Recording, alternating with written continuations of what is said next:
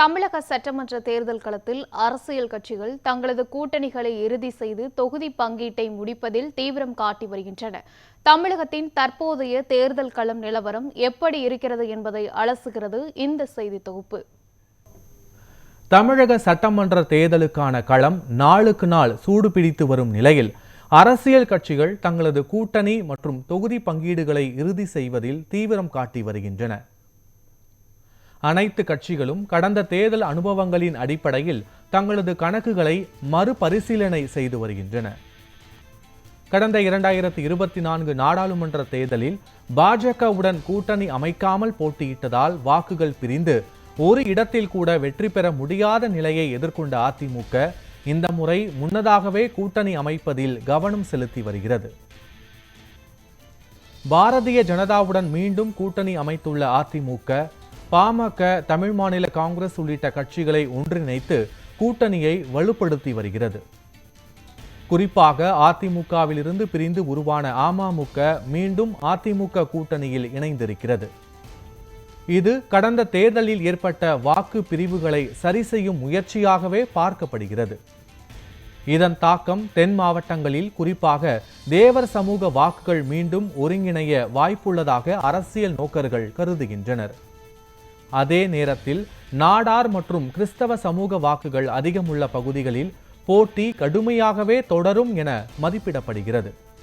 வடக்கு மற்றும் மேற்கு மண்டலங்களில் வன்னியர், கவுண்டர் சமூக வாக்குகளின் அடிப்படையில் அதிமுக, பாஜக, பாமக கூட்டணி ஒரு கட்டமைக்கப்பட்ட வாக்கு வங்கியை கொண்டிருப்பதாக கருதப்படுகிறது. இருப்பினும் இந்த வாக்குகள் முழுமையாக மற்றும் பெருமோ அல்லது வேட்பாளர் தேர்வு மற்றும் உள்ளூர் அரசியல் சூழலை பொறுத்தே அமையும்.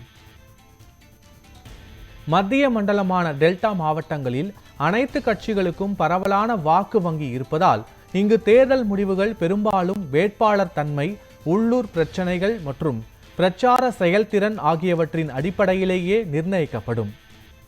அனைத்து கட்சிகளுக்கும் இந்த பகுதியில் வேட்பாளர் தேர்வு மிக முக்கியமானதாக கருதப்படுகிறது.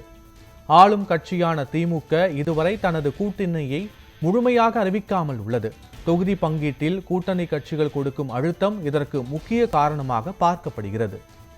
கூட்டணியில் சிக்கல் என இருதரப்பு இதனை விமர்சித்து வரும் நிலையில் தொகுதி பங்கீட்டில் தனது ஆதிக்கத்தை நிலைநாட்டுவதற்கான திமுகவின் அரசியல் யுத்தியாக மற்றொரு தரப்பு இதனை மதிப்பிடுகிறது. கடந்த தேர்தல்களிலும் திமுக கூட்டணி இறுதிக்கட்டத்தில் உறுதி செய்யப்பட்டதை திமுக ஆதரவாளர்கள் சுட்டிக்காட்டுகின்றனர். தனித்து போட்டி என்பதில் நாம் தமிழர் கட்சி உறுதியாக உள்ளது. வழக்கம் போல் பிரச்சார களத்தில் தனது தனித்துவமான பாதையில் தேர்தல் பயணத்தை நாம் தமிழர் கட்சி தொடர்ந்து கொண்டு இருக்கிறது. புதிதாக களமிறங்க உள்ள தாவேக கூட்டணி குறித்த தனது நிலைப்பாட்டை இதுவரையில் வெளிப்படையாக அறிவிக்கவில்லை.